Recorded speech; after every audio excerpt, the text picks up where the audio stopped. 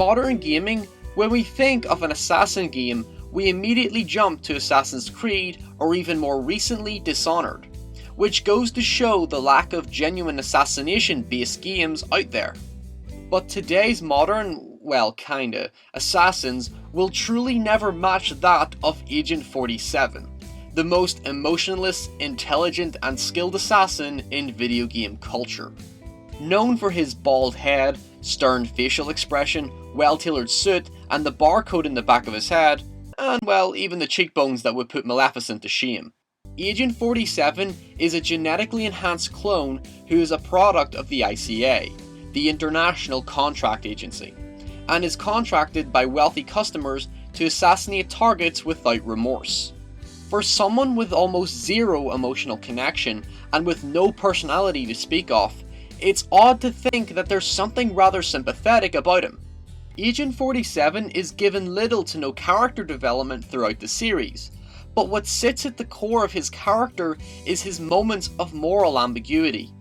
In other words, Agent 47 does occasionally break character and question his own existence. One of the overarching themes of his character is his spiritual presence.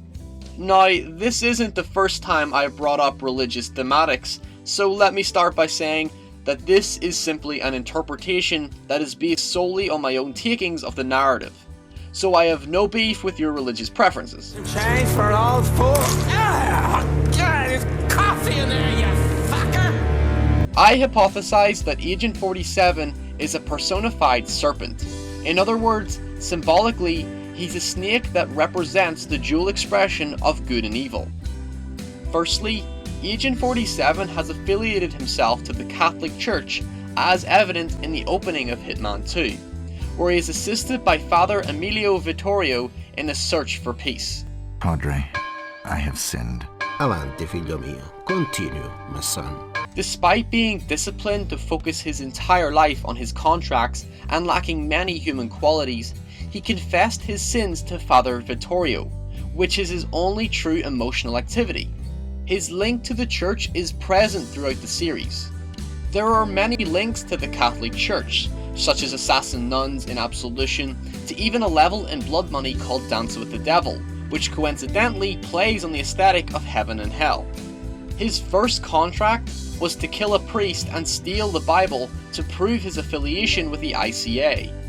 By taking the life of a man whose service was to spread the word of God, Agent 47 has returned this favour with the evil deed of assassinating seemingly evil people, essentially ridding the world of sinners to some degree.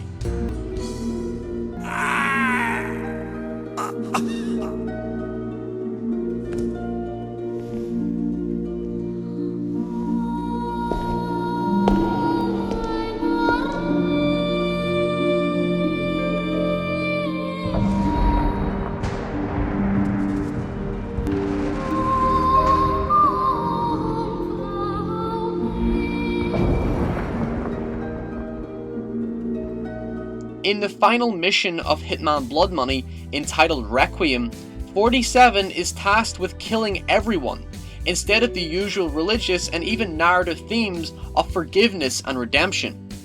Agent 47 simply doesn't have the right to these sacraments, due to his serpent status. Essentially, there's a hypocritical aspect to 47's dual expression. On the one hand, he's killing bad guys, but on the other, he is committing the act of murder.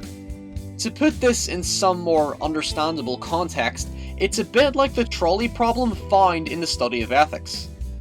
Okay, bear with me. In the trolley problem, a train is coming down a track. On the track, there are 5 people who will be killed.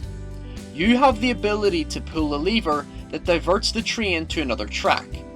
The problem is that there's another person on the second track. You can't derail the train because it will kill who's ever in the trolley. What do? Do you let the train follow its destined path, or do you change that path? Either outcome will result in death. This thought experiment is an intrinsic part to Agent 47's questioning, because no matter the path he chooses, death will always occur. The more recent Hitman game, Absolution, presented this image to supplement my argument, which sees a snake resting a silver baller on its body, which interestingly is missing the second gun. The trademark dual-wielded silver ballers are presented individually rather than together, which signifies 47 trying to rid himself of his serpent role. For example, Absolution means to be formally released from guilt and punishment, which is something that troubles Agent 47's life. Absolution is the first game in the series to truly see 47 show a more human side to himself, as he focuses on protecting Victoria following the assassination of Diana, Agent 47's only real connection to the real world. That said, by focusing on the protection of Victoria, he embraces the Serpent, which is also a symbol of guardianship. I'll be watching. And when we consider heaven and hell, we can also take into account the significance of being a guardian angel. Always knew I never belonged in this world. I wasn't made for this. But I'll never forget those who betrayed me, and those who never failed my trust. I'll be carrying nothing from Contrano but this lesson.